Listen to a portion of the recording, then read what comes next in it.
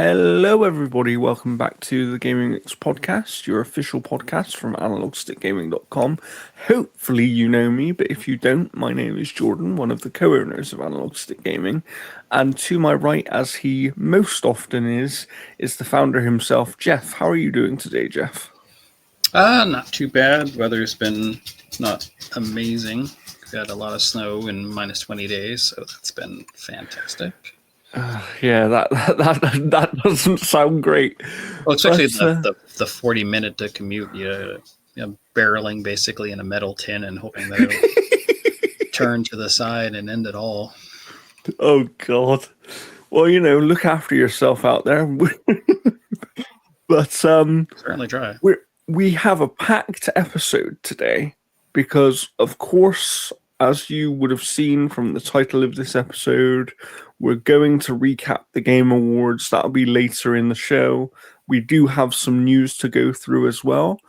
But before we get to the gaming, there was actually a fairly big wrestling event last night that I think we should probably talk about. Yeah, you fucked up 2025, I think it was the name of the actual the event. So it was Saturday Night Main Event. I mean, obviously it's John Cena's final match. And thankfully it didn't start the show like the rumors were suggesting. Because that just would have just sucked the wind out of all the sales of all the multiple ships that they had going there. Yes. We started with Obafemi and Cody Rhodes. I mean, this was a match that, even before it started, I knew that they did not want to answer that question. And so we get, Drew McIntyre coming in and even building a little feud with Obafemi in the process, which I think will be a good match when they throw down. But yeah, it ended in disqualification, and then they basically raised each other's hands and whatnot. I mean, they did, they beat up Drew McIntyre throughout the match and whatnot. But it was one of those matches where I knew they did not want the answer of who was going to win, because you have to make Obafemi look strong for him to be a threat, but at the same time you can't have the champion face of the business kind of get dethroned. Did you notice Cody's ear though? Like, oh yeah, it cut during the table spot, and then basically he was just bleeding like crazy. He even had it bandaged up when he was out later. Yes. But yes. It had all the promise of being a very, very good match, and I think that when they are ready to answer that question, I think it will be a very good match. Yes. But I'm. I wouldn't be shocked. I wouldn't be shocked if Obafemi appears once again, probably in the Royal Rumble, which is coming up fairly soon now, and I think that might be why they've done the thing with Drew McIntyre, is like they can have that play out at the Rumble, something between Obafemi and Drew. Because it's more than likely going to be Cody Rhodes versus Drew McIntyre at Royal Rumble. And then I could see Obafemi coming in basically and like just destroying Drew and kind of building that. But yeah, like it was a very, I think that was the right call of them going with Obafemi over Ricky Saints, is because it's a lot easier for Obafemi to come in and suddenly have this fight with Drew, and you're looking at two people that are like physically dominating in their matches. Yes. Yeah, I completely agree with that. And because there was part of me where I was like, beforehand, I was like, are they going to go with Ricky Saints? Because we know that he's Cody's friend in real life. They're very good friends. But actually, I think that for this show, and we'll talk about it more as we talk about the other matches, but this show felt like it was about making stars and almost like starting the next generation. Yeah, and that's what Cena wanted. Like that was the whole thing, and that plays into even with Cena's match. Yes. We moved on to Sol Ruca versus Bailey, and this was the match that I knew that Sol Ruca was going to win because you don't need to pump Bailey up. Bailey is the type of person who is willing to make talent look really good, and she made Sol Ruca look fantastic. I mean, the Soul Snatcher, I think, is still one of the best looking moves in the industry. Yeah. Match like it's Sol Ruca used her speed and just really, it was a very, very good match. And I'm not a huge fan of Bailey's matches. I'm not someone that generally sees the appeal in Bailey's like performances and stuff. I know that she's a absolutely fantastic wrestler in regards to doing what the business needs, making other people look really good. And Sol Ruca looked fantastic in this match. I do find it sort of funny that they immediately had Sol Ruca and her friend kind of make up there, even though on the previous NXT there was that like still that unease between them. Yeah, I thought that was weird.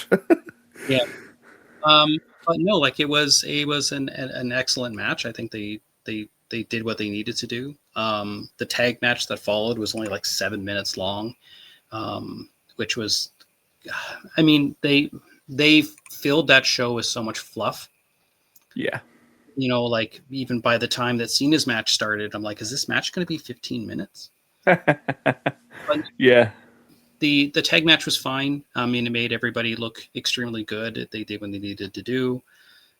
I like how they played into the Miz stealing his way into the tournament a second time by removing Joe Hendry's name, and he's like, Joe Hendry, and it's like, say his name, and he appears, and then Joe Hendry was there. And, you know, they had this little makeshift match where Hendry beats Miz, and then that was a nice little moment because that like solidifies, okay, Joe Hendry is here now, and he's part of our next generation for the company, you know? Yeah. No, they did pretty good. And then, we have the main event with John Cena versus Gunther. The match was more or less okay, but eventually the back half of it was nothing more than just, okay, I'm going to just toss the sleeper hold on Cena and slow this match down to a snail's pace. And then Cena looked at the camera, smiled, and then gently tapped. Knowing that his time was done. And then the crowd just booed. Yeah. And then they even booed when Triple H came out again, and they booed him during the conference. Like a lot of people are giving Triple H way too much credit for a lot of the bad things that are happening, because for example, Cena was like, no, we want Gunther to win. Yeah.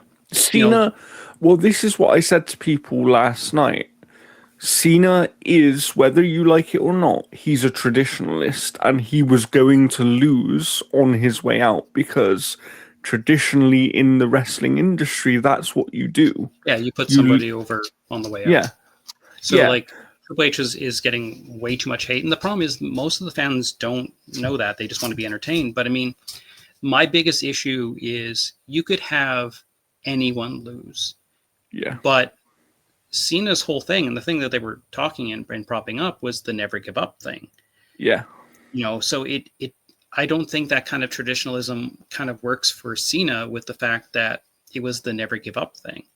Yeah. I would have rather Cena just like passed out instead of tapped. Yeah, so I've seen a few people say that, and I'm in two minds on it. Because I do think a pass out finish would have made more sense, because then Cena can still hold on to the fact of like, okay, he never gave up. Yeah. And also, just hypothetically, it would mean that, let's say 3, 4, 5 years in the future, if for some reason he did want to come back and do one more thing, which a lot of these retired wrestlers do, they eventually come back at some point, it would kind of give him a reason to come back and do one more thing. Of like, I never actually lost in my final match, I just passed out. Yeah. But at the same time, to me, it was Cena's. I wouldn't be surprised if that was Cena's choice as well. If that, because the thing with it as well too is they it allows Gunther to kind of have this thing over Brock, because I think Brock and Gunther, like, I think they're going to turn Gunther into the new Legend Killer. So I think he'll take Brock on his way out. I think he'll take AJ Styles on his way out, and Yeah. even Randy Orton on his way out. And it'll be Legend Killer versus Legend Killer. Yeah. Yeah. Yeah, and I mean, also, there's also been the talk of Undertaker saying that if he was to do one more match, it would be against Gunther. Yeah. So like it's hard to say on it. I just think that WWE went kind of the wrong way about it, considering how much they were building up the never give up thing. Like that was like the big thing that was going on and whatnot, and like the crowd hated that result. I mean, the show of appreciation that came after kind of softened the blow a little bit. But you got to imagine, like, all those kids. Of course. But it's like it's difficult though, because I wouldn't be surprised if in the weeks to come, or even the days to come, we actually find out that this whole thing was completely decided by Cena.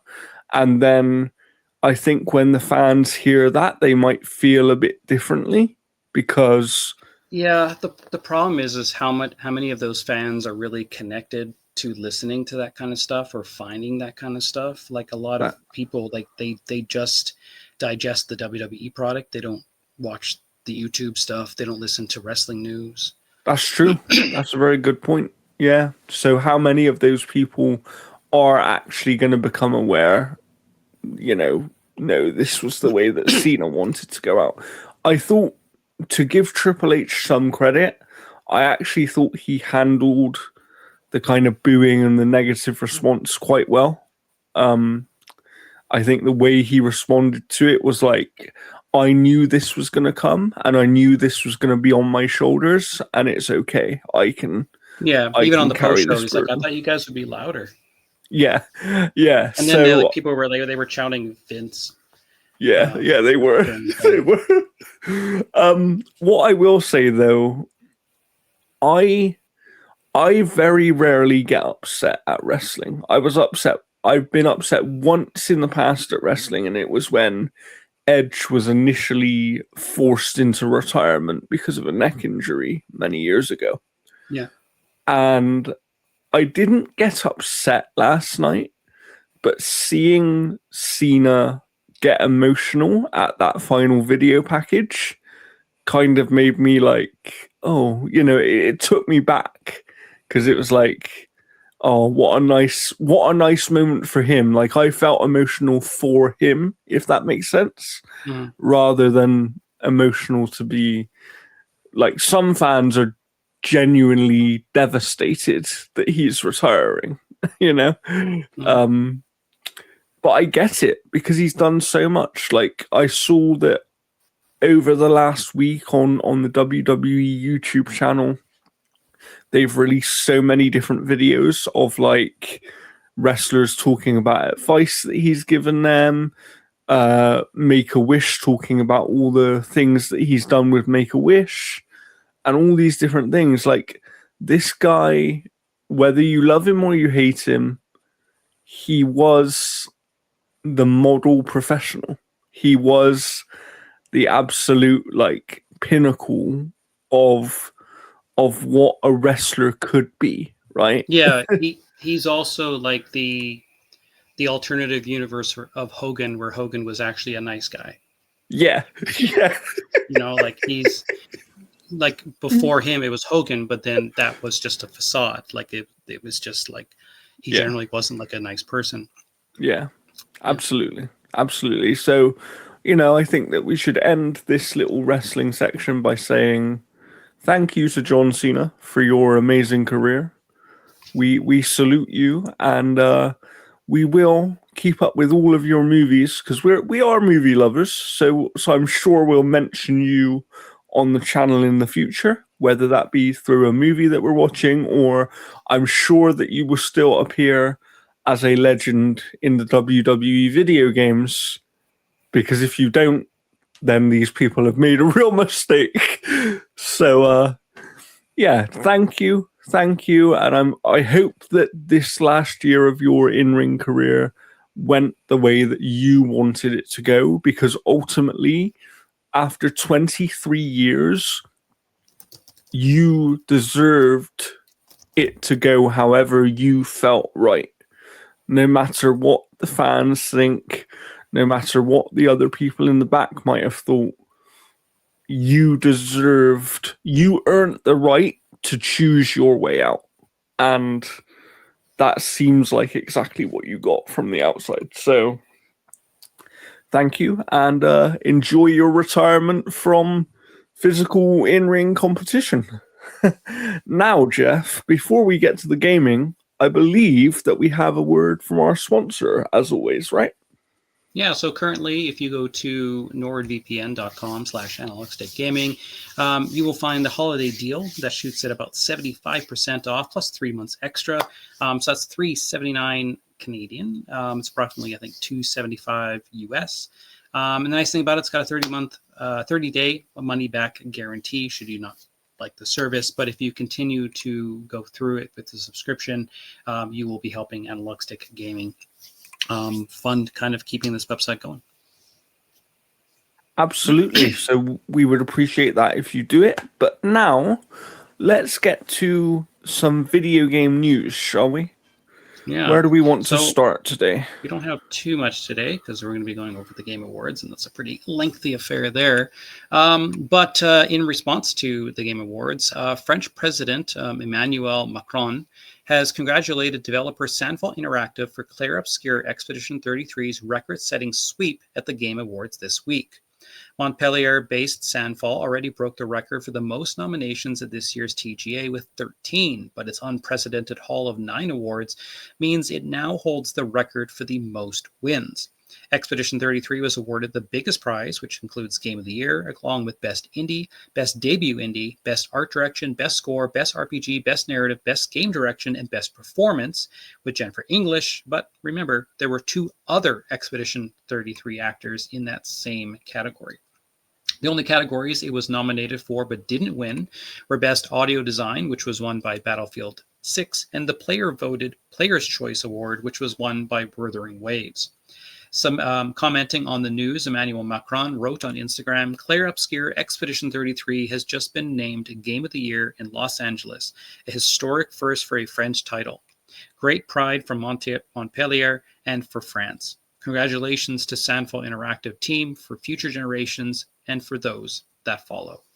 This was, when you have like literally the highest ranking official in your country saying, hey, thank you for a video game. Yeah.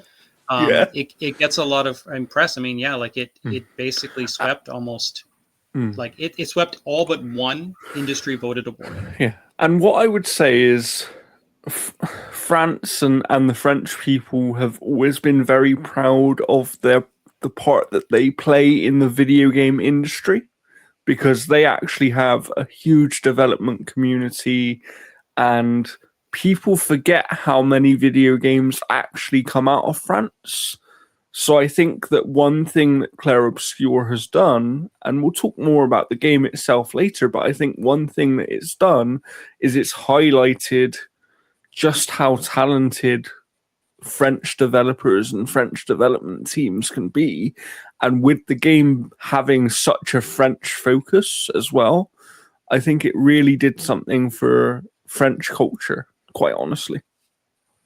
Yeah, like it's it did quite a bit. I mean, it basically took a lot of like the major awards, like the stuff that truly means a lot by the end of the day. I mean, you get some awards like Best Family Game, it is what it is, Best Racing Game and stuff. But when you're talking about like the technical and the deeply connected awards like Game of the Year, Best Debut Indie, like these are awards like Best Debut Indie, you only get to do that once. Yeah. You get one shot at that award. You get one chance to win that award. So even that is a big award. But we'll get more onto the awards later. For now, let's continue with the news, shall we? Because we've got a couple more stories here. Yeah. So, Rockstar Games has given more detail on its claim that it's fired more than 30 employees for a reason other than union busting. Last month, the developer dismissed over 30 staffs across its offices in the UK and Canada, stating that they were let go due to gross misconduct. The Independent Workers' Union of Great Britain alleged that the employees were fired because they were part of a union channel on Discord and were either members of the union or were attempting to organize a union at Rockstar. Rockstar has repeatedly denied this and now given a statement to IGN, which specifically claims that the gross misconduct in question involves leaking information on Rockstar projects. Rockstar Games took action against a small group of individuals across the UK and internationally who distributed and discussed confidential information in a public forum in breadth of company policy and their legal obligations. Claims that these were dismissals linked to union memberships or activities are entirely false and misleading. The statement follows that the raising of these issues at this week's Prime Minister's questions in the UK, where PM Keir Starmer said the government would look into the situation. Edinburgh MP Chris Murray raised the issue, saying, having met Rockstar, they have failed to reassure me that they are following employment law, and I share concerns about union busting.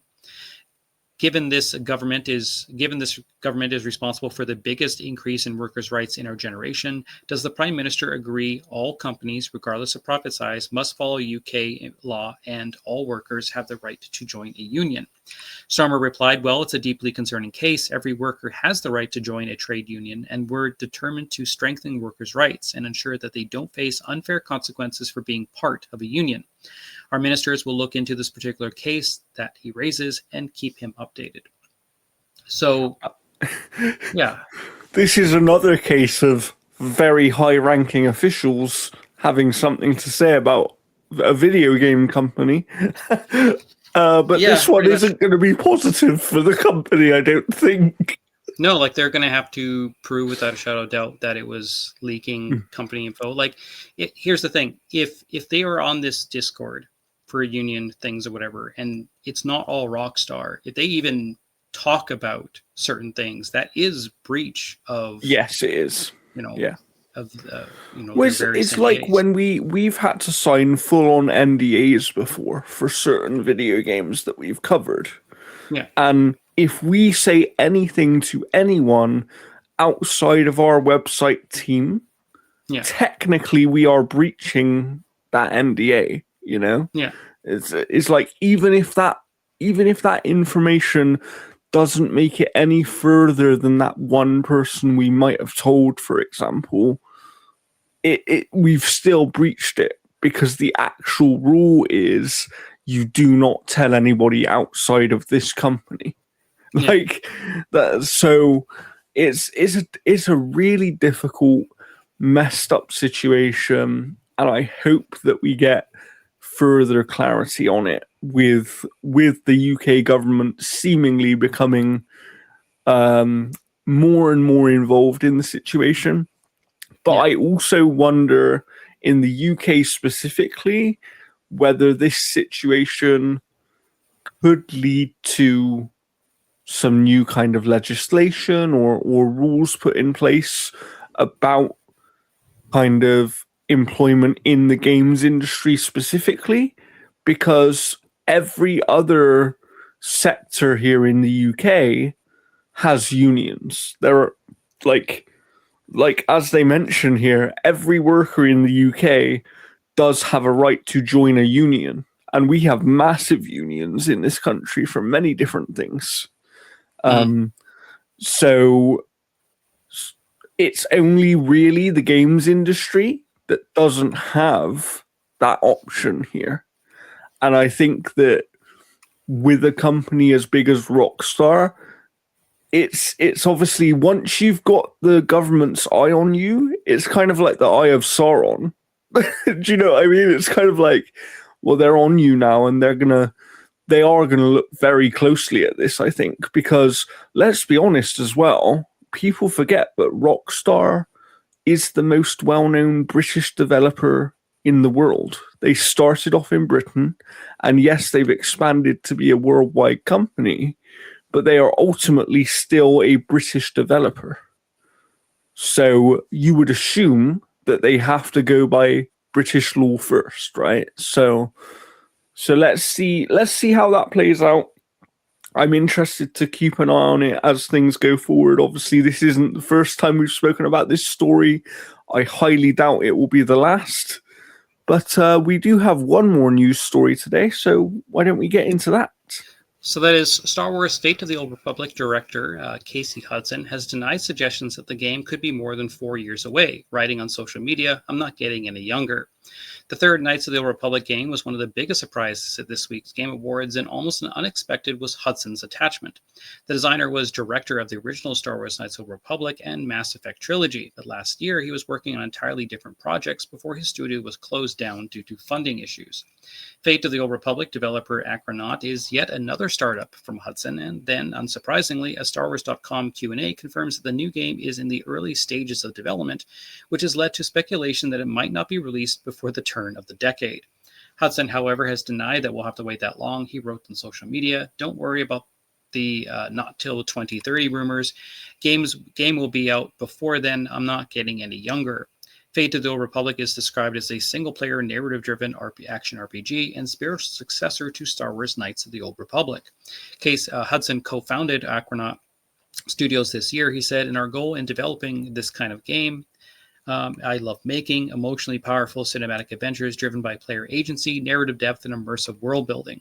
Conversations between our team and Lucasfilm's games led to an incredible opportunity to return to Star Wars, and once again, we can hardly believe we're working on such a special project."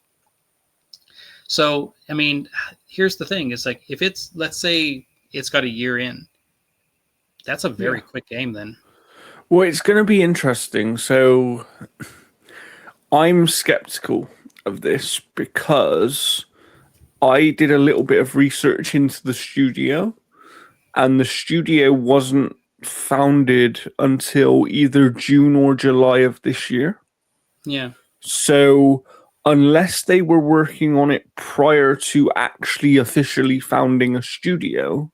Yeah, because you got to feel the writing alone has got to take a very long time. Yeah.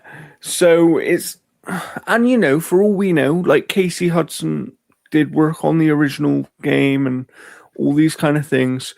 So he could have had this story in his back pocket for years. Like, this could be something that has been his sort of dream project for a while. Yeah. One thing I would say is that he's a game director who knows how to work in this genre and has a proven track record. And I think that when you have such a track record, you probably have learned over the years little kind of tricks you can do and things you can do during development to speed up the development process. So, you know, yes, he's saying it will be out before 2030, but it could be out at the end of 2029. It's still, technically, that statement would still be true. You know, do you know what I mean? So this like could, they release it like December 31st, 2029. Yeah, so this could be 4 years away still, this video game. But even 4 years, by modern standards, especially for a AAA title, which we assume this will be, it, like, 4 years is quite quick now. when you think about it. Like, most games take 5 to 6 years. You know, we haven't seen, for example, State of Decay 3, like, that's not out yet. That got announced about 5 years ago, I believe. Yeah. So these things take a long time, and I just hope that whatever this game ends up being, they don't rush it out to the market just because, oh, it's a Star Wars thing. You know, it's like, I think we've seen that in the past where games that are using an IP and a well-known IP sort of rush out to the market because they want to time it with a movie or something like that. And I hope they avoid doing that here. Just make the game and make it the best it can be. Is what I don't think they'll rush it to time it with anything. I think that kind of era is not necessarily done, but it's not as widespread as it used to be. Like there is Er, very, very few. I mean, like I don't think even the Avatar games were really like tying yeah. themselves to be released around that. Yeah. But yeah, it's a pretty short development cycle for a game that likely could be massive. But I mean, if it's using, say, Unreal Engine 5, there's a lot of shortcuts that kind of help with that kind of stuff too. So Absolutely, absolutely. It's going to be interesting to see this. This game, of course, was announced during the Game Awards, which we'll speak more about in a moment. But I did enjoy this announcement because it was one where it's like, for people that know and understood who Casey Hudson is, that was actually a bigger surprise than the game itself. yeah, So yeah, I did enjoy this announcement, but it wasn't my favorite announcement at the Game Awards. But speaking of the Game Awards, should we get to our main topic of the show? yeah. What do you want to do? The awards first or I the think I announcement? think so. I think we do the awards first because we can kind of breeze through those quite quickly, given that Claire Obscure did sweep so many of them. Yeah. The only thing we need to do is make sure that we're tallying up our predictions as we go. Yeah, I gotta bring up the. All right, so I got the winners there. I'm gonna have Nice. to toss my So, camera. so while Jeff is sourcing that out, I'll remind people that we did our predictions episodes for the Game Awards a couple of weeks ago, and whoever wins these predictions basically gets the deciding vote in any tie during our end of year awards, which should happen next week. We're actually in the process of kind of writing out our award nominees over the last week or so. And yeah, that should happen soon. So whoever wins these predictions, and I have my suspicions over who it is. Now, were we going to do the thing where you can put the tie anywhere you want, but only once? We could do that if you like. Yeah, we could do that. Yeah, because like I don't know, because like it would almost be one of those things where it's like you kind of have to use it and then regret it later. Yeah, yeah, that's true. Yeah, because we don't, because obviously, for people to kind of peek behind the curtain slightly, we don't actually know what each other have put in our list yet, and No, we like I'll will need to know. know the Yeah, categories, but and we will know for the main categories ahead of time, but our actual game of the year will not be until we're live on the episode and you've actually seen us speak about it. So that's going to be interesting. But for now, let's talk about who won the awards at the Game Awards, shall we? all right. So I'm going to let's see here. Maybe we'll start at the bottom. We'll start at the least impressive stuff. Yes. All right. So what do we got here? So we didn't do player's voice. No, we did not. All right. So for best esports team, we both went for Gen G, League of Legends. However, the best esports team winner was Team Vitality for Counter-Strike 2. Yeah. So Which was a surprise based on what I've seen in terms of reaction. People were quite surprised by that. So yeah. All right. So best esports athlete. The winner went to Shovi. Now I picked Shovi just strictly because of League of Legends. You had picked Brock from Valorant. So I'm going to actually. So Jeff is winning. We can end it Jeff right now. Okay. Let's see here. Text. All right. So Jeff. Jordan. Jeff 1, Jordan 0. All right. All right. So the next one we're going to get to is best esports game. The winner went to Counter-Strike 2. I had voted for League of Legends, and you had voted for Valorant. So there's no point changes there. No. Content Creator of the Year went to Moist Critical. That's who you had voted for. I had voted for the Burnt Peanut. I think Moist Critical took it just because he was in Dispatch. I think so as well. And that was my exact reason for thinking he was going to win it, because I think people normally don't care about that category very much. Yeah. But given that he actually had a performance in Dispatch, and many of the people voting on these awards probably played and liked that game, I could see them just seeing his name and going, yeah, we liked him in that, so let's give him this award as a sign of like, we appreciated your work, you know? Yeah. Next award was Most Anticipated Game, which for the second year in a row went to Grand Theft Auto 6. So a delay helped it win 2 awards now. We both voted on that one, so I won't affect the points there. So let's see here. I gotta find best adaptation because I don't have it in the same. Interesting.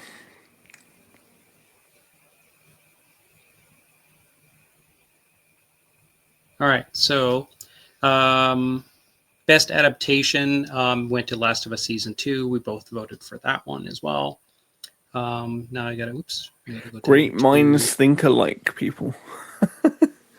All right, so I gotta go down to best multiplayer. Best multiplayer. Yeah, I don't have this in order. That's okay. All right, so best multiplayer.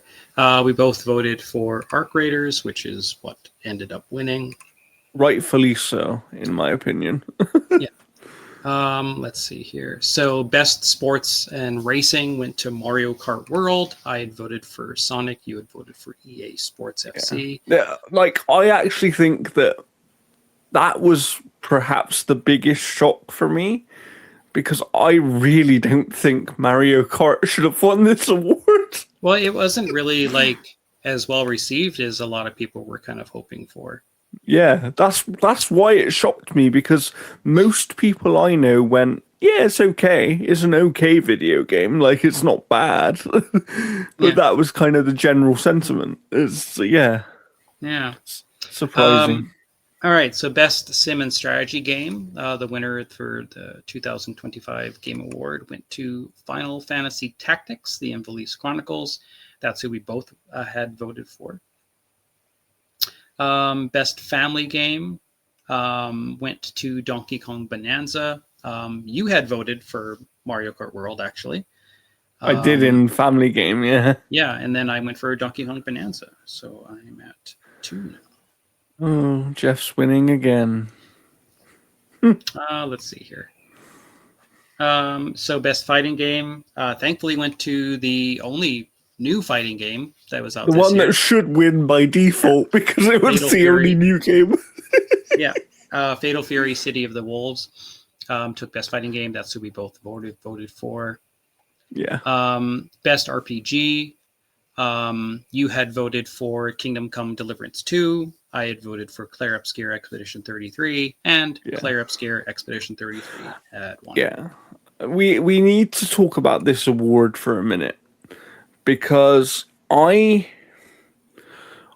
knew that Claire Obscure was probably going to win this category.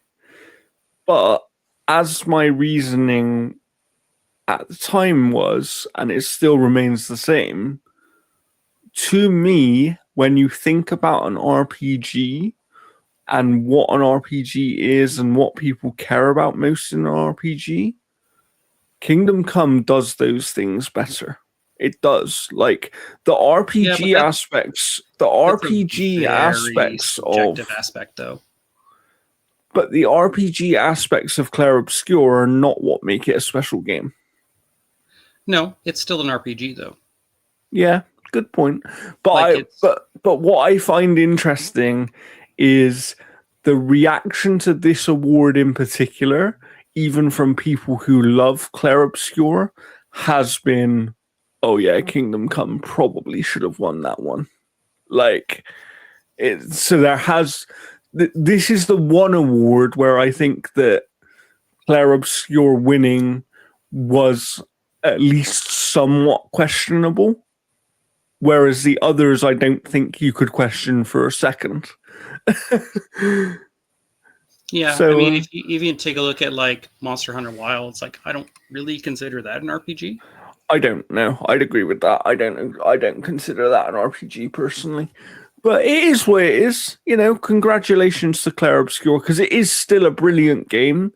I just think that for me, when I think about the best in the genre specifically for what are the most key elements of that genre, I think that most people who've played both games would probably say Kingdom Come Deliverance 2 is the better RPG game, even if Claire Obscure is the better overall video game. Next award is Best Action Adventure Game. The winner went to Hollow Knight Silksong.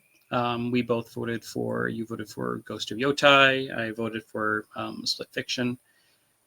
Let's see here. I really didn't expect Hollow Knight to win this one, but I'm glad it won it. Like it was nice to see it win something, but yeah, that was a surprise.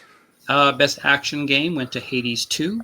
You had voted for Ninja Gaiden 4. I had voted for Hades 2. So just be on there. All right, so let's move on to Best VR/AR Game went to The Midnight Walk. You had voted for Marvel's Deadpool. I had voted for Arcane Age.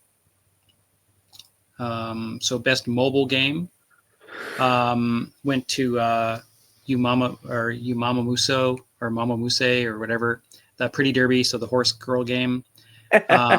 You had voted for Wuthering Waves. I voted for Persona 5 The Phantom X. Best Debut Indie. I had voted for Claire Obscure Expedition 33. You had voted for Dispatch. It went to Claire Obscure Expedition 33. Yeah. Let's see here. It's almost like the person that went with the reality is going to win these predictions. Well, just like for me, it's like out of best debut indie game of the things that were nominated there, I'd only played up at that point. Oh yeah, no, I know.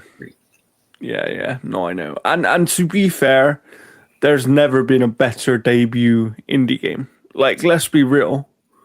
I think that's not even questionable at this point. You know, like, there's a reason that this game's won so many awards. Pretty much. Alrighty, so we're going on to Best Independent Game. The winner was Claire Obscure Expedition 33. You had went for Hollow Knight Silksong. I had gone for Claire Obscure. Yes, yeah. I was just trying to be different because otherwise we would have both gone for the same thing in every category near enough. Pretty much. All right, so we're going to go to Best Community Support. That went to Baldur's Gate 3. I had voted for Helldivers 2. You had voted for No Man's Sky. Best Ongoing Game. You had gone for Fortnite. I had gone for Helldivers 2. The winner was No Man's Sky. Yeah, I went for No Man's Sky in the wrong category. Pretty much. Games for Impact went to South of Midnight. That's who we both voted for. Yeah. I was glad to see that game and Compulsion Games win an award because this was their biggest game so far, right? For Compulsion. It's not their debut game, but it was certainly their biggest game by quite a way. And I do think South of Midnight, whether you enjoyed it or not, I don't think you can dispute it was quite a unique video game. There was lots of unique elements to it, from the art style and the animation to the kind of folklore stuff they were doing. I do think it was really unique. Yeah. And I think that the reason it won this award is because it represents a region and a folklore that is very, very, like, most people have never heard of any of these folk tales before this game, you know? Mm-hmm. So actually shining a light on a brand new region that hasn't really featured in games before, that is something to be celebrated. So congratulations to them. Innovation and accessibility went to Doom: The Dark Ages. I went for Really Assassin's surprised me. Creed. You went for EA Sports FC26. Yeah. Off the top of my head, I can't remember too much of the accessibility options in Doom. No, I can't either, and that was why I didn't go for it, because I was like, they couldn't have been that good if they were so forgettable. But Yeah. clearly, other people felt differently. Yeah. So best performance ended up going to Jennifer English from Expedition 33. I had voted for Charlie Cox. You had voted for Troy Baker. Yeah. Best audio design went to Battlefield 6. You had picked Death Stranding 2 on the beach. I had picked Battlefield 6. I thought I was going to Yeah, pick to one be else. fair, in this one specifically, I was also going to pick Battlefield, but I was like, I need to because I knew that you were going to win in so many of the other categories. I had to try and be different in the Yeah. hope that I would pick up points. Let's see here. Best score in music went to Claire Obscure, Expedition 33. Rightfully so. Best score in music. I picked Expedition 33. You had picked Death Stranding 2. Yeah. Although I'm Best more art. than happy for Claire Obscure to win, and I was glad to see. Can we just take a minute to talk about the composer's speech? I really liked that he had a genuinely heartfelt speech, and he's the first person I've ever seen at the Game Awards who actually pulled out like a little like speech on a bit of paper that he had written down, and he thanked everybody. It felt very movie like. You know, it felt very like this is like a movie award to him. This is like you could tell it was a big moment for him. And anyone who knows the story of how he was found and how he came to work on the game and things, it's brilliant, brilliant stuff. So congratulations to him and Absolutely. to the singer as well, because she's brilliant. Best art direction. We both voted for Claire Obscure, Expedition 33, which ended up actually winning. Best narrative went to Claire Obscure, Expedition 33. I had voted in that for that game as well. You had voted for Death Stranding. Yeah. At that time, I hadn't played enough of Claire Obscure to be certain.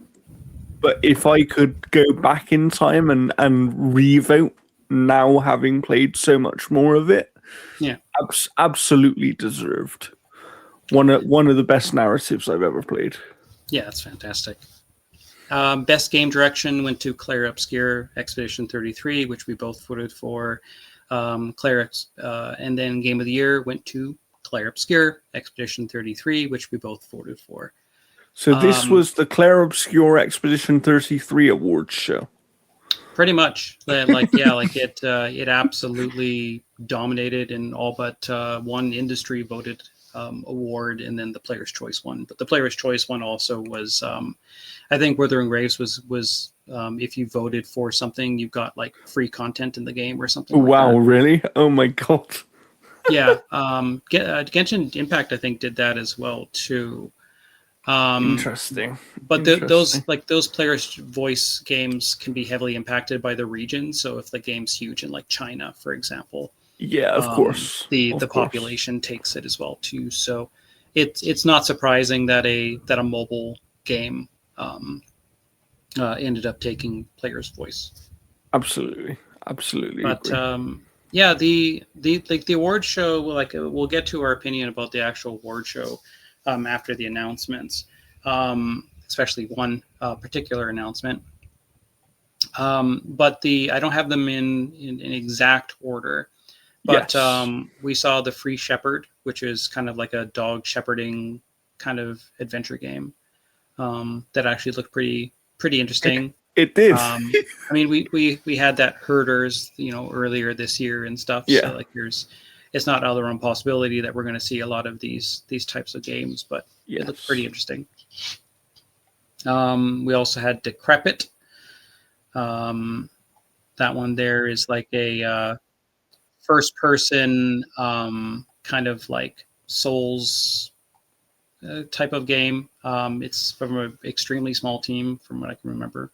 Yes. We had Audio Mech, which is kind of like a shooter, or it's like a side-scrolling kind of shooter thing with like different abilities that are powered by your music. So it's almost kind of like Monster Rancher, but like an actual like side-scrolling kind of shooter that's powered by your music. Yes. So I there's a am demo. actually interested to try that one out and see how there's it a actually demo works. that's available. Yeah, I'll try it out for sure. That we got another look at Pragmata, which continues to look pretty good. We also got a trailer for Bradley the Badger. Which this was like a brilliant trailer. Yeah, it looks like a pretty interesting, because like he's a video game character that knows he's a video game character, but then there's like live action segments or something like that. Yeah. It was. I just liked the fact that the trailer was like clearly kind of poking fun at so many of these beloved video game franchises. Mm-hmm. It was really clever. Yeah, not a bad trailer at all.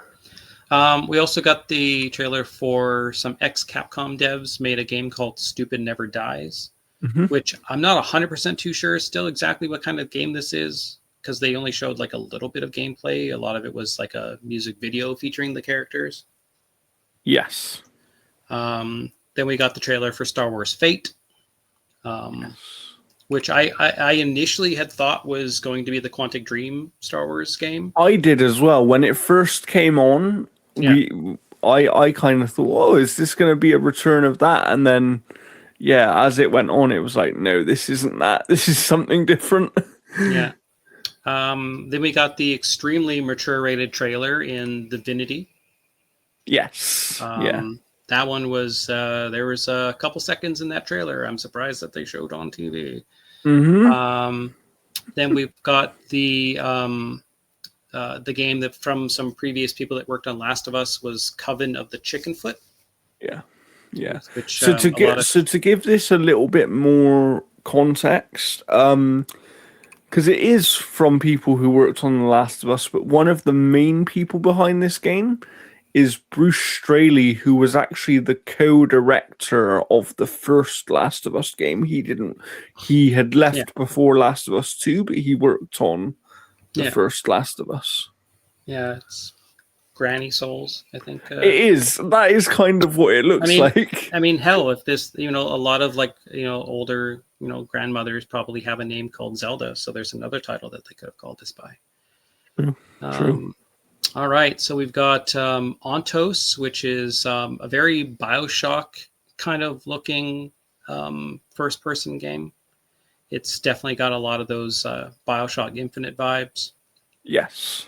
We got another trailer for Resident Evil Requiem, which showed that the game is going to be split between Grace and Leon Kennedy, which a lot of people were excited for. So that's going to be a pretty big game for Resident Evil. I'm pretty sure pre-orders probably spiked like crazy after they announced. And they also sort of confirmed alongside this that Grace's sections of the game will be sort of slower paced, not so action like focused. The timid, afraid kind of games, like not quite Outlast, but not quite, Resident Evil 4 or something like that. And then obviously Leon's sections are heavily action focused. And what I said to someone is that basically means this is them trying to do the two styles of Resident Evil in one video game. Because we've obviously had some Resident Evils that are far more action focused than others. I wonder how they'll split it up, if it'll be like one campaign ends and then one starts. I don't know. Well, I think they said that they intertwine, don't they? But it's going to be interesting to see whether you play one bit as one person, then it switches, or whether it's like you play one person's perspective up till a certain moment and then the other person. But I think that, this Leon Kennedy announcement did leak beforehand, Yeah. so people knew. But I think that's a shame, because if it hadn't have leaked, this actually would have been one of the bigger announcements. Because I think that for some people, they weren't really, like, they're Resi fans, but they weren't really feeling that hyped about Requiem. And I Yeah. think that now that Leon's in it, I think that those people are much more interested in the game from what I've seen. Yeah, for sure. We got a look at the sequel to Control. Yes, Control Resident. this one hyped me up. I'm looking forward to this. Although I will say, this trailer caught me off guard, because from a gameplay perspective, this is very different in some ways to the original Control. Yeah, I'm surprised that you're playing as the brother and not her. Yeah. Unless you still get to. It's going to be interesting to see what happens there. As everybody knows, I'm a fan of Remedy, so I am looking forward to it. I'm hoping to, see what it's all about. But I think that going to a melee focus instead of having the firearms focus that the previous game had is an interesting choice, and I'm not sure that it's one that will kind of grab everybody that played the previous game, because melee combat is completely different. Yeah, it to almost reminds me having of guns. like Hell Is Us in a lot of ways. Yeah, absolutely. Then we had Order of the Sinking Star, which is kind of like a kind of puzzle type of thing where you're solving like one of like 1,500 puzzles as you progress through this like little. It's from the creator of The Witness, right? So that kind of makes sense. Yeah. Then we got Matthew McConaughey's Exodus, which looks really good. Yes, it does. It had a really, really nice trailer. Then we got what's her name from Battlestar Galactica. She's going to be the lead in a game called Warlock Dungeons and Dragons, which, based on the trailer, looks interesting. I definitely want to see more gameplay. Yes. Then we got the Yakuza director's game, Gang of Dragon. Yes, which is funny. So for people who don't know, Nagoshi left Sega and RGG Studio a few years ago due to creative differences, and he basically got offered a lot of money by NetEase, who told him, "Come over here and we'll let you do whatever you want," sort of thing. And this looks like a very Yakuza style game. But if you dig a little deeper into it, this is basically what I wanted Yakuza to become years ago, and it never did, because they leaned more into the funny side of it. This seems like a more serious version of Yakuza. Yeah. And they've got, like, the gameplay has, like, firearms in it. There's still melee stuff as well by the looks of it. Is a lot more violent and visceral. And I think that it's interesting, though, because he knows what he's doing with the name of this game. Like, Gang of Dragon, really? Like a dragon, Gang of Dragon? You like, do you know what I mean? Yeah, it's sort of a weird name. But, yeah. We got a new look at Lego Batman Legacy of the Dark Knight. I like this trailer. A lot more of the Batman stuff. We got a surprise in not only one Tomb Raider game, but two Tomb Raider games. So we got Legacy of Atlantis, which is a remake of the first game. And then we got Tomb Raider Catalyst, which is the sequel, which is likely going to dig into parts of the first game, which is why I think they remade it. Yes. Yeah, I think so. Then we got a better look at, with more characters, of Invincible VS Versus, which is going to be their fighting game that's coming out, which is getting some pretty good pre-release press, especially from a lot of the fighting game community. So that's been big on them. Same with the Avatar game. Seems like animated fighting games are making a comeback here. Yes. We got the really good-looking Orbitals. Which almost looks like old school anime done into this like 2-player Switch exclusive kind of game that looks really, I really. really did like because it was almost like an 80s anime. You know, Yeah, was, it kind of reminded me of the look of like the characters from like the original like Dirty Pair or Ranma, that kind of stuff, like that kind of look to it, especially yeah, Dirty Pair. yes, Then we got, which is likely Becky's Game of Show. I had to show the trailer because she had missed it, and then she was like freaking out at the end pretty much, and that's Forest 3. So a lot of people were kind of freaking out when they were watching this. Some people were like, wait, that's the music from the end of the Forest 2. What the hell? And then, kind of freaking out that Forest 3 is taking like a sci-fi approach. We got to look at the next expansion for Diablo 4, as well as the Paladin that's dropped now. So we got Lords of Hatred that's going to be coming out. Then we got to look at Deadpool and Marvel Rivals, even though that it was just an animated trailer. There was no gameplay, so he's still months away. We got a better look now at 007 First Light, so they showed off another trailer.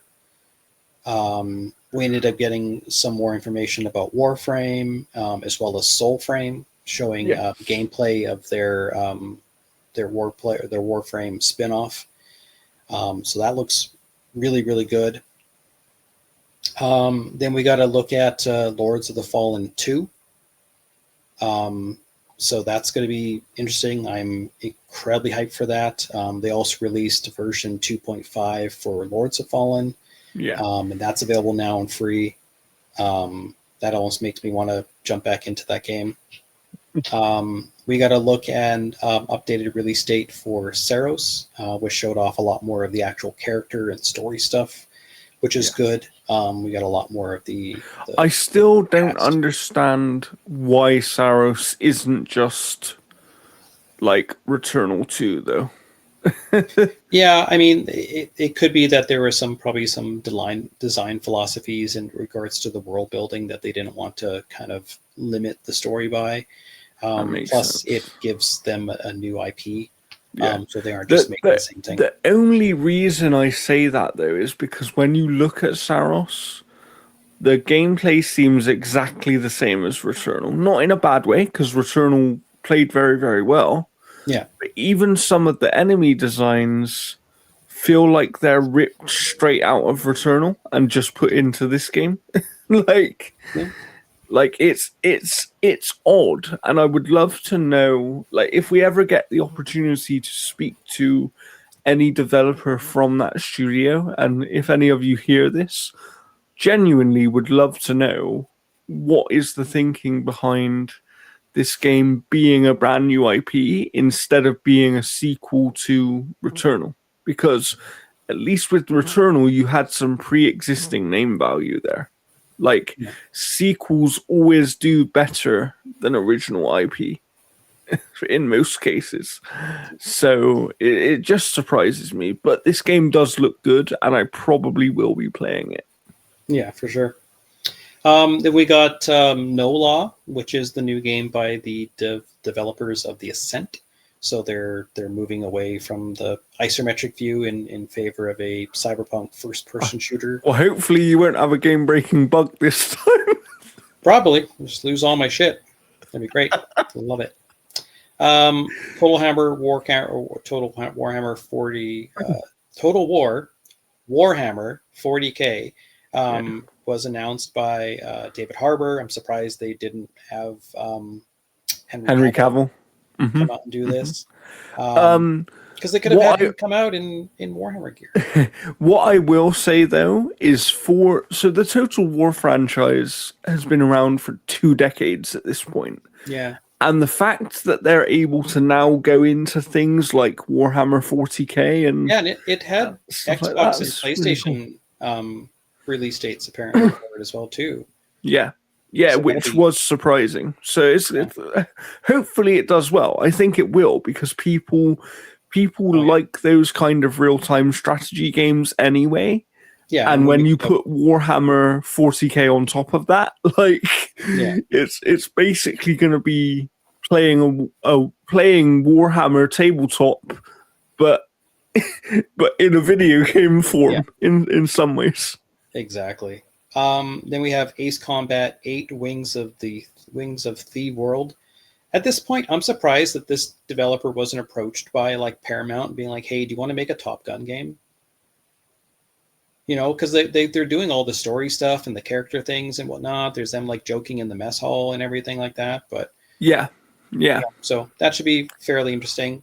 Then we got This is Pod Racing, Star Wars Galactic Racer, which is made by a bunch of ex-Criterion devs and stuff like that. Developers who know how to make racing games, basically. Yeah, this was one of the most surprising because I never thought in a million years we get another pod racing game. I completely agree. It was surprising because when they first said, because they obviously introduced this trailer as a new thing by former developers of Need for Speed and a few other things. Need for Speed and Burnout, I think, were the two games they called out most. And I was like, in my head, I was like, oh, is this going to be the new game from the people that left Microsoft Playground Games to go and start their own studio? That was my thinking. Yeah. It's like, oh, is it going to be their game? And then it ends up being a Star Wars pod racing game. And it's like, yeah, that's cool. That's cool. I mean, we'll definitely see how much value people's nostalgia actually means because like people have been wanting a new pod racing game for years, and we'll see if they show up. Yeah. Do they really want it, or are they just saying they want it? Then we have Out of Worlds. There's so many of these games now, just random names. Well, no, it's like Out of Words. I want to say Outer Worlds so freaking bad. But Out of Words. So it's like the stop motion kind of game that looks kind of it kind of has like Unraveled vibes. Yeah. To a lot of it. Yeah. We got a good look at Phantom Blade Zero. Which looks to be a really, really nice, like Devil May Cry style game, but with more of the trappings of a Souls-like in regards to some of its visuals and whatnot. Mm-hmm. That looks really good. And then what I thought should have been the last announcement of the show, and that is a look at a new Mega Man game. Mm-hmm. Dual Override looked absolutely amazing. But absolutely should have been the last announcement of the show. Yeah. That's not even questionable. It was the most talked about surprise. Yeah. And then we got another look at Neo 3, which continues to look impressive. Mm-hmm. And then we got the last game, that one last thing, which is the most average looking high guard. Which people are rightly naming Concord 2. Yeah, I mean, I'm not quite in that camp with it. Because the characters looked absolutely generic as fuck. Yeah, I'd agree with that. Where I have a little bit more faith in this game compared to Concord is this is made by former like Titanfall and come on, what's the name of the game? Apex devs, Apex Legends. So it's made by former Respawn developers, and I think that sort of gives me some hope because they know how to make a good shooter video game. And they know how to make shooting feel good. But I do agree that it kind of, when I was watching it, I was kind of like, this is just Apex, but with a medieval spin to it. And it just seems weird. And I don't know if we need this game. But I think it will feel good to play. Whether it actually captures an audience or not is another thing. The way that I look at it is people are like, oh, it's by this people and these people. I'm like, yeah, the people who made Left 4 Dead made Back 4 Blood, and look where that ended up. Very the game true. has to be fun. It doesn't matter who makes it. Like, that has some credibility in your anticipation for it. But if the game plays like crap and feels like crap and looks like crap or whatever like that, it doesn't matter at the end of the day. Absolutely. Every creator can make a bad game. I also forgot For Loop. It didn't my thing didn't update or something. And that's the game by J.J. Abrams and the Left 4 Dead guy, which looks okay. I wasn't immensely wowed by it. I agree. but we'll see how that goes. But High Guard should not have been the last thing. There was Absolutely Mega Man. there was a game, I think it showed on the pre-show, and it looked really interesting. I can't remember the name of it right now, but you are basically this little robot type thing, and you can attach yourself to a tank. Oh, and then, so yeah, I forgot to add that one, but I do have it covered on the website as well. It's called Tank Rat. So we're definitely going to be covering that, but that looked really interesting. it did.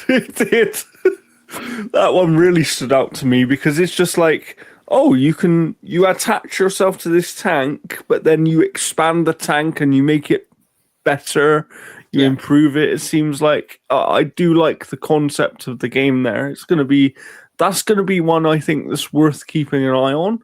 I'm surprised that announcement was only in the pre-show because I do think it was more interesting than some of the announcements that were on the main show. I still we'll get into the award show now. I still think it's so stupid that they retcon the pre-show as moment that the main show starts. They're like, oh, and now for our first award of the evening. Bitch, you gave away 5 awards or whatever during the pre-show. Go fuck yourself. Yeah, I know. They gave away Best Indie. Yeah. During the pre-show. They almost basically they make it clear that to them the pre-show doesn't matter. And doesn't exist. They're like, oh, and now for our first world premiere of the night. You already showed off 6 games. Yeah, what? And then you couldn't have had some of those awards they were farting out during the commercial be something where people actually came on and accepted the award. But no, instead we find out that Miss Piggy and Jeff Keighley have been having an affair. They thought that was more important than having the developers on stage and actually accepting the awards. Yeah, I mean, the only Muppets bit I liked was the song. I thought that was actually quite funny. Yeah, and they could have limited the Muppets to that instead of 3 different times. Yeah. I agree. It's I don't get it. I mean, Jeff must have a fascination with the Muppets or something. Oh, he does. And it's one thing to have them on there, but I mean, again, they took up time that could have went to a developer who had won an award, actually accepting it on stage or whatever the case is. And look, I'm of the belief, with no disrespect to esports teams and esports athletes and that kind of thing, because I do definitely have respect for these people that dedicate their lives to one video game. But those awards should be the ones that are skipped over. Because quite frankly, those are not the awards for the games themselves. Do you know what I mean? Yeah. And this is called the Game Awards. So the focus should be, yes, trailers and the future of the industry, sure. That's really important. But every major award from a game perspective should have time on the stage. Yeah, exactly. It's not that hard to do that. I know they've got to have adverts to pay for things and stuff like that. But if you're going to have the pre-show, why not just start the whole thing half an hour earlier? Yeah, exactly. And the one thing that they should do as well is they should hire the likes of NoClip or something to do a mini little 10-minute doc about best debut indie. To kind of hype that up as well too, because a lot of these awards are supposed to be about celebrating the industry and the birth of new IPs and new ideas and new teams, but it never really feels that way. And I'm fine with all the trailers and all that kind of stuff. People tune in to see all that kind of stuff, so it's great. But I think when you are doing these little skits instead of actually honoring the games themselves, it kind of does a disservice to it. Yes, and the show has to be entertaining. I get it. Yeah, but it would also be different if you were doing, some sort of little skit that was actually involving the developers in some way, right? Kind of like at the Oscars, you'll have the opening monologue, and the person usually makes fun of some of the people there. They might end up getting slapped in the face. Yeah. Or you have like Woody and Buzz come up to like offer an award or something like that. Yeah, and just something fun like that, because that is entertaining. Like seeing Ryan Gosling sing "I'm Just Ken" at the Oscars was actually quite funny, but made sense as well. Seeing Sam Lake get up and do the dance for Alan Wake the other year, that was cool. It was related to the game, and it was cool, and it was fun. You don't need these other weird things that they do.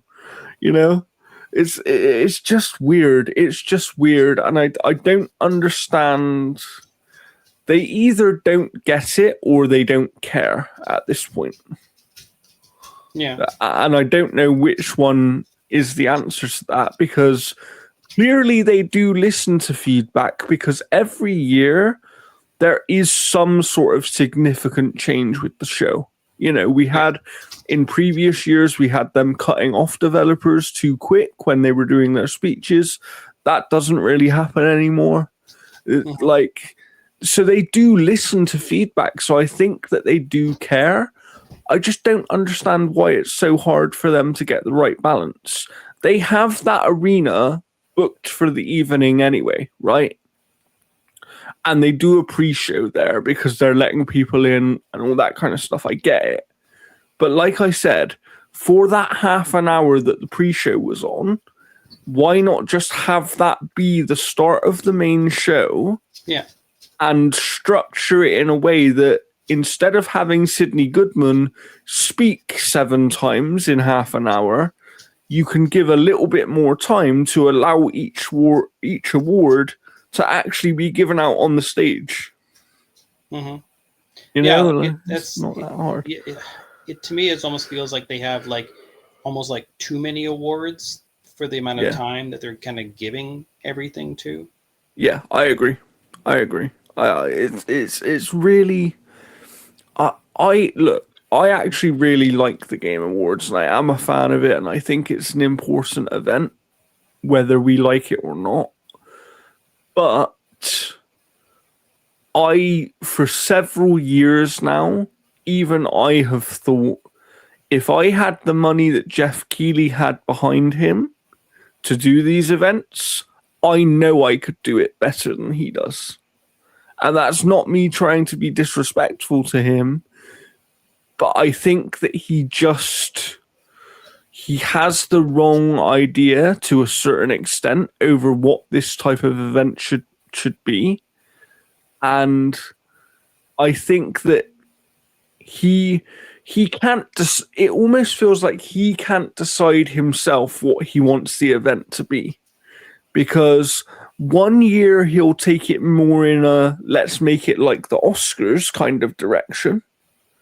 And then the next minute it feels like it's basically this event that's full of commercials, and I think that he can't decide between the two, and he needs to make that decision of is this more of a game showcase where the awards are secondary? Yeah, because there were at least half of the awards were just here's the nominees, here's the winner. Yeah. And then you might have somebody come up on that little tiny stage. Yeah. But most of the time they weren't. Yeah.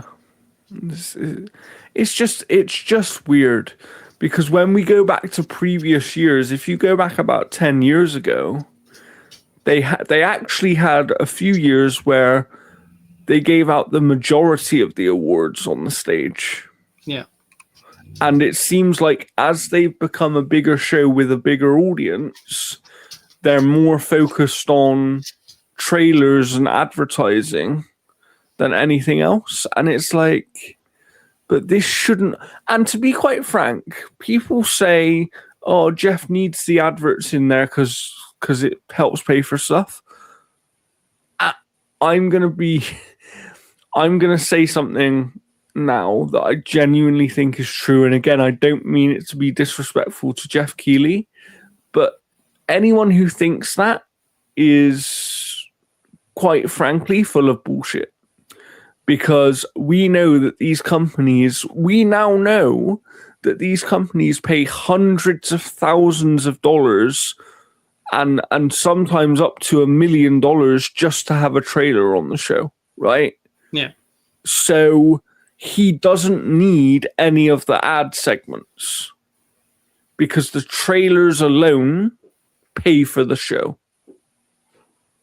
You know, it's so I don't. Again, you cut out those ad segments, and I'm not talking about the trailers for games and those kind of things. I'm talking about why is there an advert for Google this or Spotify that? You know, those things don't need to happen. Those things do not need to happen. If you're really charging what the reports say that you are charging for people to have their trailers in this show, you are making more than enough money to run the show and still make a profit without having any of those advertising bits. Yeah. And if you take out the Google Pixel ads and you take out the Spotify ads and you take out the other little ads that you had in there for games that are already out and people know they're out, if you take out that stuff and you take out Sydney Goodman saying every hour, oh, you can go to Amazon and get money off take out all of that and you gain back a good half an hour of showtime. So I think that, quite frankly, they need to just get their priorities right. And if this thing is not really about the awards, which in reality it isn't, then they should just be upfront about that and say, look, this has now become a games celebration rather than a game awards show. Do you know what I mean? They need to position it differently if their focus has now shifted more towards awards itself. That's my opinion on it, but overall, I actually really did like the show this year. Yeah. There was lots of games for me in the show. I think that many of the trailers didn't last for an overly long time, which sometimes they have done in the past. And I think there was a nice mix of genres and styles of game. Because again, in the past, you can tell that Jeff Keighley likes a certain style of game himself, because we have had events from him where we'll get 3 or 4 games that kind of feel like the same game. And that didn't happen here in the Game Awards. They all felt quite distinct and had their own identity. So that was nice. All right. Well, that is the Game Awards of 2025. We will have our own Game Awards of 2025 on the next episode.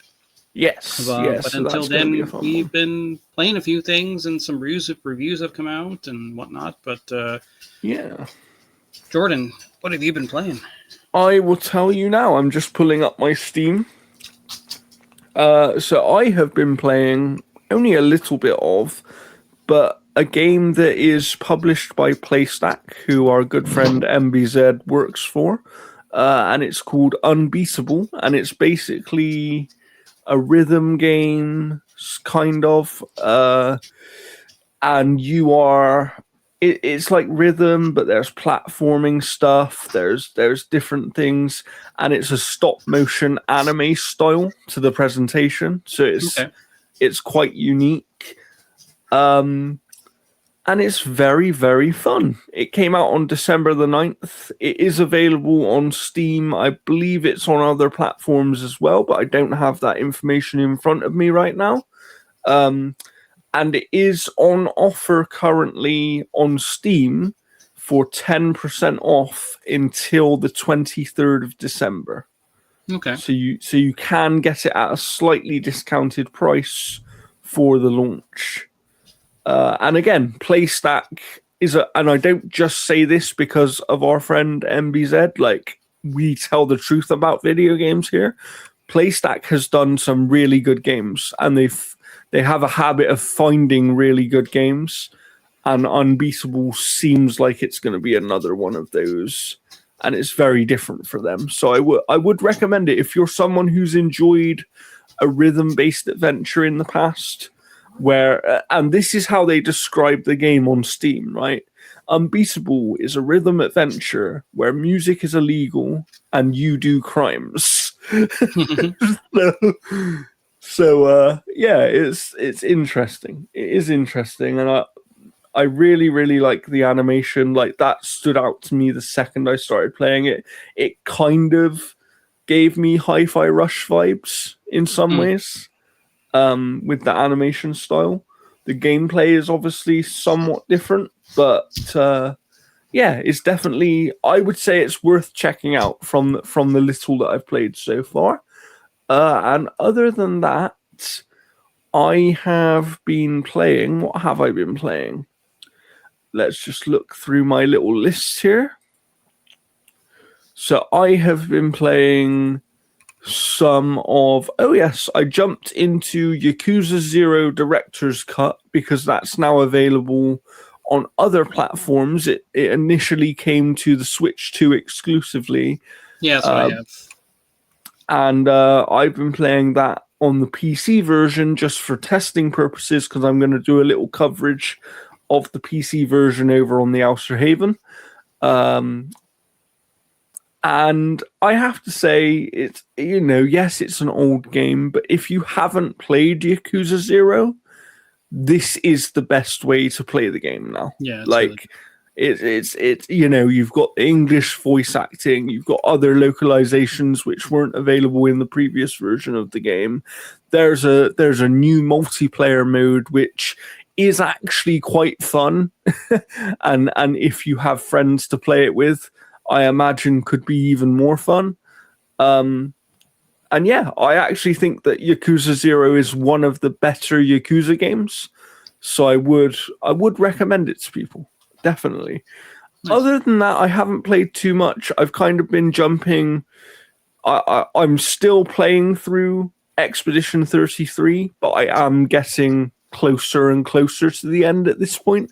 Yeah. I did hit a wall with one of the two things that you have to fight. Let's just say that I hit a little wall for a while there, but I'm past that bit now. So when I do get a chance to go back to it again, I think I'm not too far off the end at this point. It kind of feels like I'm gaining momentum towards it.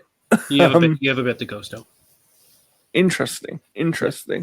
I'm going to be playing it over the next few days because I want to try and get it done before I finalize my rankings and everything. Yeah. So we'll see how that goes. Other than that, the only other thing to sort of talk about video game wise, as I already told Jeff, I've picked up Octopath Traveler 0. I haven't played it yet, but I will be playing that in the coming weeks. So if you don't hear about it in the next episode, you will probably hear about it in the following episode. Although myself and Jeff will discuss when that episode happens, because I'm sure that we will take a little break for Christmas coming up here. So we'll figure that out soon enough. But what about you, Jeff? What have you been playing? Well, I just put a review out for Thief VR Legacy of Shadow, which is a you actually VR... managed to play more of the game without being sick? Yeah, it doesn't allow for teleport movement, so that has been a hurdle. And it is another reboot. Now, Thief has this weird thing where in 2004, people waited a decade for a Thief reboot, and it finally happened, and they were like, okay, it's okay. And then a decade later, they had another reboot, and people are like, this isn't terribly great. And now a decade later, they've had another reboot in this VR game, and it's not terribly great. Like it is a very serviceable VR game. It does all the things that you expect a VR game to do. It's got some stuff where you can like talk to the guards and whatnot. You can sneak up behind them and like lightly touch and grab the little purse and then pull it away. And it does those things fairly okay. But because it's so stealth focused, it doesn't allow for teleporting because that would kind of break aspects of the immersion of stealthing around. But for me, it makes that game very hard to play. And for anybody that kind of suffers from any VR sweats, you are probably not going to be able to play this game. Yeah, there's not much more I can really say about it than I don't already do in the review. But I'll make sure to link that review below just so people can go and check it out. You do like have some parts with Garrett, who is the protagonist of the franchise, but here you play as Magpie. You play as like a mentee who is able to like, summon Garrett through this like mystical artifact. So there's like a little level of fan service more so than like how I think it could have went. But yeah, it's again, like it is a very good VR game that does all the typical things that you expect for VR. But in regards to it being a thief game, I don't think the franchise, I think it deserved better in regards to what it would have got, because like this is made by Maze Theory. They're the teams that do like the Peaky Blinders VR, the Doctor Who VR, but it's published by Vertigo Games, who make Arizona Sunshine and Arizona Sunshine 2, and then the Metro 2033 games. And those are excellent VR games, like excellent VR games. But their design philosophy doesn't follow through here. There's a lot of like, there isn't as many accessibility options for its VR. And like, honestly, if the teleporting stuff breaks it and breaks the immersion, just put a warning saying, hey, listen, you can play this game in teleporting. It does break some of the stealth, whatever, but we want people to play this game. And I think it would have been a lot better for me to kind of play through, but I'm taking a huge break from VR because I was really sick playing this game. Like the VR sweats would just kick in almost immediately. Wow. But the only other thing that I've really been playing for review or playing for any extensive coverage or anything like that has been Metroid 4. So Metroid Prime 4. So I got the good ending. I'm not going to grind away for 100% of the completion just so I can see Samus remove her helmet during the exact same ending. Or get every single thing in the game to get the ending that I can just see on YouTube of Silex's origins. This game's a massive disappointment. It doesn't really feel like a Metroid game. It feels like a very mediocre Halo game. I mean, you're transported to an alien world. You're dealing with a past civilization. You have a character named Sarge.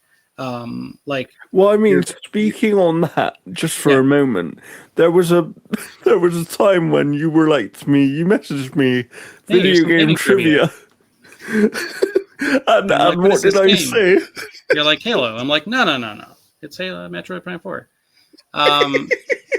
Yeah, like it doesn't feel like a Metroid game. Like there's very, very little Metroidvania kind of stuff. You barely are backtracking for anything significant.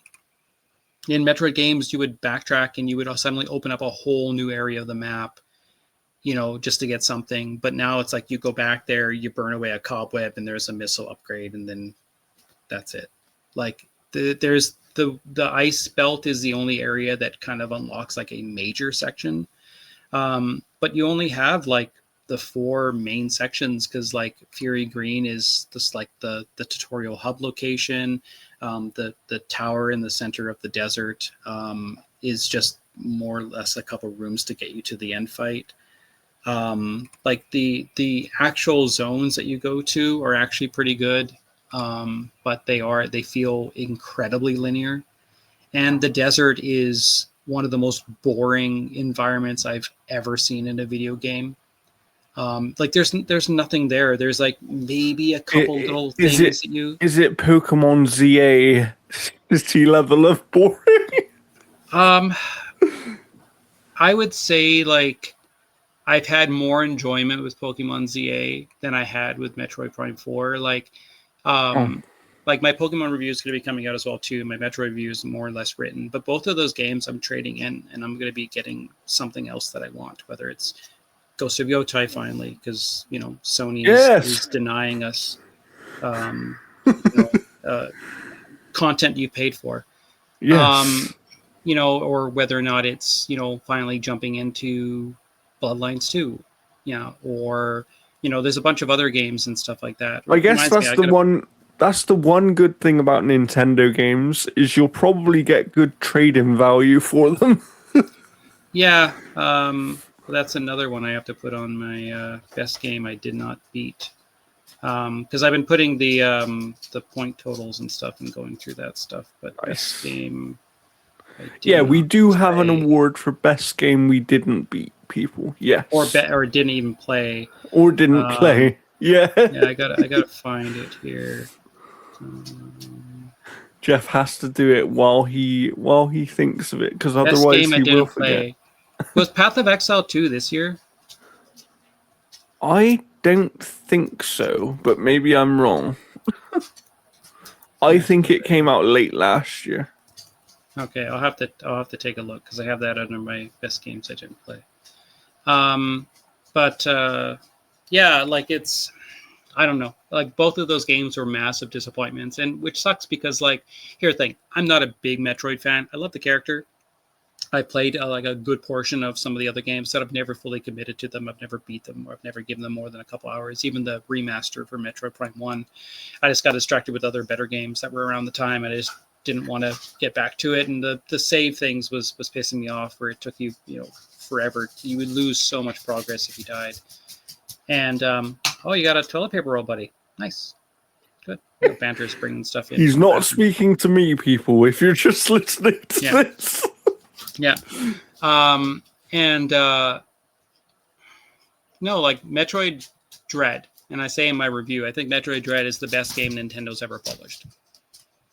And that game made me a huge Metroid fan, and so I was playing some of the other ones and stuff, and I'm like, okay, I'm gonna give Prime like an actual shot, because I have the trilogy on GameCube just because I got a good deal on it, and it's a highly sought after collectible at this point. But yeah, Metroid Prime 4 is just it's not great. Like it barely feels like a Metroid game. And like it feels so much more like a Halo game, which is not surprising. Some of the people that worked on Halo 4 or whatever work at Retro now. But it just doesn't, it to me, and I agree with Jeff Grubb, and he had mentioned this feels like this was pieced together with what was originally a much bigger and better game. Because you get some powers and some abilities that you will almost never use during the progression of the game. You'll only ever use them for like getting collectibles that you couldn't find before. You're like, oh, I can't get on that ledge. Well, no, suddenly you can. Oh, there's a missile upgrade.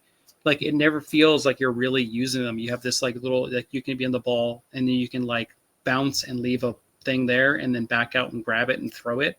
I used that like 3 times. The grappling hook you only ever use like when you first get it to kind of Yeah. get to where you're going, and then like escaping in one little area. But it never feels like you're really like you're never going back to certain areas and really using it. It's not like, oh, I can suddenly get to this huge other section of the map and unlock this big massive area to explore. It doesn't have that. Most rooms have an exit and an entrance. They never really have it much more than that. And so to me, it's just a massive disappointment. Like, and it sucks because like the game visually looks amazing. It sounds amazing. It's got some amazing music to it. It's got some of the best art direction I've seen this year, but everything else that game does is just a colossal failure. That's a real shame. That is a real shame because, it was one that I had my eye on. However, given that it's not only you that has had this opinion of this game, I do think it's one that I'll probably skip over, which is unfortunate. Yeah, it's not one of those games that it could be like, oh, well, this part is even like interesting, because like they have like the companions and stuff, and people were freaking out over Miles McKenzie, and yeah, for somewhat good reason. Like he doesn't ruin the game or anything aspect that like that, but when you're like out on the bike, whatever, he'll be in your ear constantly. And instead of making it something you can be optional about, it's mandatory. So like there's one point in the game where you have to take the memory fruit with you to the last area. But to do that, you have to collect these crystals and then infuse it into the memory fruit. And you have a certain point. I had to then spend like an hour grinding away at these green crystals. And the last upgrade you get when you do this is to have a radar. Why wasn't the radar at the very beginning? Yeah. And like I would be in like an hour, I'd be like in my hour of like grinding for these crystals, I'd be like 45 minutes in, and Miles would be on the radio. It's like, hey, do you know that you should be looking for those green crystals? And I'm like, oh, you fucking son of a bitch, I already am. And like some of the characters are okay. Like Sarge is pretty generic. Armstrong is like this Samus super fan. And then they have this like sniper guy who has like a lot of like beliefs about certain things, and he's really interesting. He's really nice. I hated the ending. I wish if the true ending would have been what I wanted it to be, I probably would have gone after that true ending. Wow. But again, it's literally just the exact same ending, but her helmet phases off. She does this thing, and then it phases back on, and she walks away. And that's all the true ending really gets you. And the secret ending is just you learn why Silex has this revenge story against you. However, it's so throwaway that it's not even a good reason. You know, this whole game just sounds disappointing. like Silex's like vendetta against Samus is no deeper than like Eddie Brock's against Spider-Man. During the origins of their feud. Yeah. You know, but yeah, it is. Yeah, I'll be definitely trading that in. Wow. Well, there you have it. That's Jeff's thoughts on Metroid Prime 4. I'm sure you'll be able to read his review soon on analogstickgaming.com. I will have some other stuff coming up soon, but I'm in a bit of a weird place right now because I don't actually have any codes. So everything that I could work on is basically things that I purchased. So I'm kind of in a choice paralysis sort of place. Well, I'm trying to get code for that Terminator 2D Fate because that looked interesting, because I did want to spend $30 on a game that takes 45 minutes to beat. Well, let me know if you don't manage to get one, and I can try and see if I can get it from my side this week for you. Yeah. And yeah, but like I said, I will have some stuff coming up. Like I still plan to review Keeper at some point, because I know that that's like a 3 to 4 hour video game. I just need to find the time to actually sit and play it. I've been very busy in the last couple of weeks.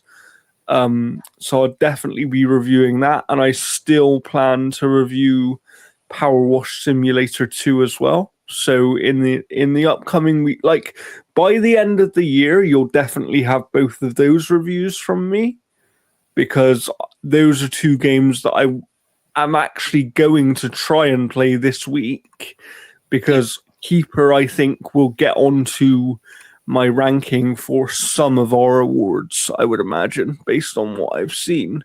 Yeah. So yeah, but next week, of course, on Friday, we will have our end of year Analog Stick Gaming Awards, including our Game of the Year and many other awards. So if you would like to join us for that, please make sure you like this video, subscribe to the channel, because it will be posting on this channel next Friday. Okay? But we will also have write-ups on the site, all these different things. We always have a page every year that shows you all of our winners in written form, and Jeff makes a nice graphic. You can go back to last year if you weren't around, if you're new here or new to the website. You can go back to our last year's awards and see what won our Game of the Year and see what won our other categories. Because last year was a fun one. So yeah, hopefully this year will be just as fun. I'm sure that if you've been listening to us all year, you may be able to guess what our game of the year is, but you never know if there might be a surprise. So stick around for that. And until next time, it's a goodbye from me.